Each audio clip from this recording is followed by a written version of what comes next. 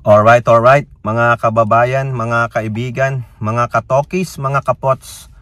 Muli, kamusta po kayong lahat? And once again, welcome po dito sa ating mumunting channel, Simply Tokis Vlog. Tayo po'y magbibigay lang ng maiksing komento, opinion at reaksyon sa mga mainit na usaping pangpolitika sa ating bansa.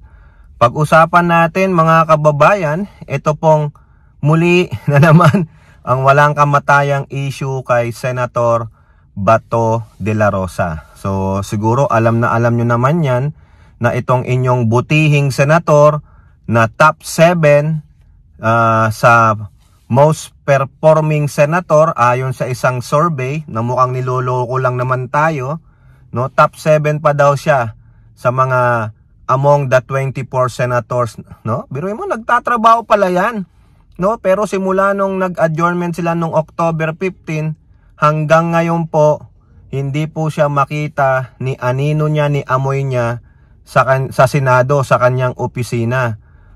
Puro lang po mga kanyang mga staffers yung mga nandong nagtatrabaho. So dapat yan ay bigyan na ng ultimatum si Bato na hanggat maaari bigyan siya ng ultimatum na pag hindi ka pumasok, pwede ka nang ma-expel because sayang po ang pasahod sa kanya ng taong bayan. Hindi po siya nagtatrabaho bagkus yung mga tauhan niya lang ang nagtatrabaho para sa kanya. Ano ka? Entitled? Ikaw po ay ibinoto ng sambayan ng Pilipino para ikaw ay manilbihan sa sambayan ng Pilipino. Hindi po lang sa sarili mo, hindi lang para sa isang pamilya ng mga Duterte. Sambayan ng Pilipino po ang nagbabayad sa'yo. Sayang naman, so kung hindi na po talaga kaya at takot na takot ka dahil sa looming o yung sinasabing lumabas na daw po ang warrant of arrest ayon kay Harry Roque. No? Ito pong si Harry Roque nagbigay ng payo kay Bato na lumabas na daw po ang warrant of arrest ni Bato sa ICC at huwag kang magpapakidnap. Tumakbo ka sa Supreme Court, ipaglaban mo ang karapatan mo bilang Pilipino. So yun po ang matinding payo ni Harry Roque. Unang-una, huwag daw magpapakidnap. Huwag kang magpapakidnap, Senator Bato de la Rosa. So tinuturing pa rin nila na yung nangyari sa tatay nilang Karton ay kinidnap. No, kaya po mga kababayan, hirap na hirap pong makasecure ng interim release ang tatay nilang Karton kasi iyan po ay isa sa mga batayan ng prosecutor kung paano po binababoy ng mga minions ni Duterte, mga followers niya ng mga bulag, no, nang dahil sa kanila kawawa ang tatay nilang Karton dahil lahat po nung sinasabi nila, lahat nung action nila nagagamit laban sa tatay nilang Karton. O ngayon, ang ganda ng payo mo, Harry Roque. Sinasabi mo na wag magpakidnap si Bato. Kung sakasakali lang madampot si Bato ng Interpol, isinurrender ng ating pamalaan sa ICC at magre-request siya ng interim release, malabo rin siyang mabigyan ng interim release because of your words, na kinidnap na naman si Bato. Okay, at ang sabi niya pa, pumunta ka sa Supreme Court. Ipaglaban mo ang karapatan mo. Wala namang problema yan. It is your given right and privileges and freedom. No? Kaso lang po mga kababayan, ayon po sa mga ibang political expert, mga law professors and law experts, sinasabi nila yung sinabi ng Supreme Court na dapat pumunta muna ang isang Pilipino sa korte bago i-extradite. Ang problema po, hindi po saklaw dyan ang ICC. Kasi ang extradition is there is a requesting state na merong estado, merong bansa na meron tayong extradition treaty, agreement para doon mo ibigay yung taong gustong i-extradite na merong aligasyon ng krimen. Kaso po ang ICC hindi po estado kundi tribunal po na ginawa po ng isang estado. May autonomy naman sila. Kaya malabo yan. Kaya nga po si Bato nagtatago. Kasi kung alam niya malakas ang laban niya sa Supreme Court, hindi po yan magtatago. Inamin niya na mismo, ito paulit-ulit tayo, inamin niya na mismo kay Senator Ping Lacson sa kanilang group chat na tatalunin niya na lang si Ping Lacson sa pagtatago noon. Kung 1 year pong nagtago si Senator Ping Lacson noon time ni Gloria, nung hinahanap siya, baka malagpasam ni Bato ng 1 taon pa yan. Baka maging 368 days.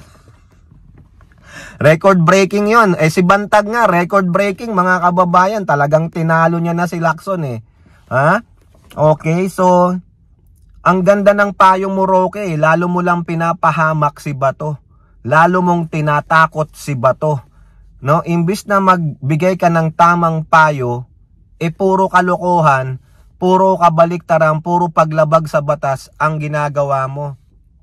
International lawyer ka pa man din. Pero mukha ka namang bugok, no? Biruin mo, hindi mo alam yung proseso ng pag-a-apply ng asylum. Sinabi niya po yan, di niya daw alam yun yung Dutch, parang yung agreement nila, Dublin, yung Dublin whatever na pag-a-apply mo ng asylum, sabi pala doon kung sino yung nagbigay na bansa sa'yo ng iyong visa, doon ka mag-apply ng asylum. Di ba? Hindi daw alam ni Harry Roque yon. Maniwala ka dyan. Sinungaling yung hinayupak na yan, mga kababayan. So si Bato, patuloy pa rin nagtatago. Yun namang mga, tawag doon, nagkukonsinti kay Bato, tulad daw na nasa Pampanga siya, naispatan siya sa Pampanga. Sabihin nyo, i-advise nyo, magtrabaho ka naman, hinahanap ka na sa Senado. Ni Po, wala po, ni Hay, wala po siya. Pero napakabastos, mga kababayan. Napakabastos na senador nitong si Bato, no? Napaka-entitled. Wala man lang pahayag, no? Simula nung bumalik sila from adjournment, wala na pong pahayag kay Bato. Puro lang po pagpo-post sa social media, hindi naman siya yun eh. Mga administrator niya yun. Ngayon, isa pa mga kababayan, no? Dumedepensa rin yung kanyang abogado. Siyempre, kinakailangan yan, no? Trabaho yan eh. Kita yan, no? So sabi lang nung abogado niyang si Street Lito Torion, the good senator is not nagtatago. He's just making himself unavailable. Ganon na po ganon ang lagi niyong i-excuse pag sinasabihan kayong nagtatago. Nasabihin niyo lang, hindi ako nagtatago. Hindi lang ako available para sa inyo. Yun po yung madaling Tagalog version ng he's making himself not available. Ibig sabihin, sinasadya. Sinasadya mong hindi magpakita, hindi maging available. Ibig sabihin, di nagtatago ka din. Umiiskapo ka din, di ba mga kababayan? In English mo lang eh. Ayaw mo lang sabihin hiding, kundi you just make it to another statement na maging kabubuhan yung maniniwala lang sa sinabi ni Torion, yung mga tanga at bobo na mga DD-shit. Pero kung iisipin mo, yung mahabang salita na yon, in one single word, hiding. The new meaning of hiding. Dapat i-encyclopedia yan, sa Wikipedia o sa Google meaning. Hiding, it's a verb making yourself unavailable. Tama ba mga kababayan? May banat pa si Torion in defense of Bato. Sabi niya, hindi lang naman si Bato ang hindi nagtatrabaho.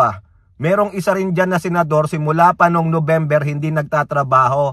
Sino po yon mga kababayan? Among the 23. Wag nyo nang isama si Bato. Among the 23, sino dyan ang hindi nagtatrabaho since November aside from Bato? Nung inisa-isa ko sa LS ko, lahat naman sila nagpapakita dun sa Senado. Except kay Senator Camille Villar. Si Senator Camille Villar, mga kababayan, nanganak po. Karapatan niyang magkaroon ng maternity leave, Torion. So, ibig ba sabihin si Bato nanganak din? Ha? Nanganak ba si Torion? Ay, mali pala Torion. Nanganak ba si Bato? Ha, Torion? Hindi naman ah. Bakit? Babae ba si Bato? Ikaw naman, Torion eh. Para lang makalusot-lusot ka eh. Minsan yung palusot mo eh, mukhang ano lang eh. Mukhang pangloloko lang naman, Attorney Torion. Wag namang ganon. Walang ganon. Ha? Si Bato lang po ang hindi talaga nagtatrabaho at nagpapakita. Si Camille Villar exempted. O sabihin mo kay Bato, manganak ka din Bato ha? Ano, pambihira naman, Attorney Torion. Wag naman tayong manganak ng katangahan. Nagbibreed ka pa ng katangahan eh. Sige nga, sabihin mo dyan. Sabihin mo sa amin, sino yung isa pang senador aside kay Bato na hindi nagtatrabaho simula nung November? Sige nga. Hindi ka makapagbanggit eh. Para lang in defense of Bato eh. Tatakbo ka sa ano eh, yung parang hindi ka masabihang tangat, gago ka eh. Eh yun lang po ang alam ko eh. Baka meron ka pang iba dyan. O sige, babatikusin ko. Si Chis Escudero, eh nandun naman. Wala po akong ibang nakikita eh. Si Aimee Marcos nandun din naman. O, tanging si Bato lang. Huwag mong isama si Camille Villar kasi nanganak yan. Maternity leave, 6 months yan. Oy, bakit 6 months? May banding sa newborn baby. Mukhang naman to si Attorney Torion. Parang, ikaw naman Attorney, parang wala ka namang asawa, Attorney. Oo, ha? Okay, so yan po, no? Dalawang tao po dumidepensa kay Bato na pero parehong mga bugok. Okay? So kayo po, ano pong yung masasabi? Comment down below and don't forget to like and share. Hope to see you on the next videos. Bye-bye. God bless.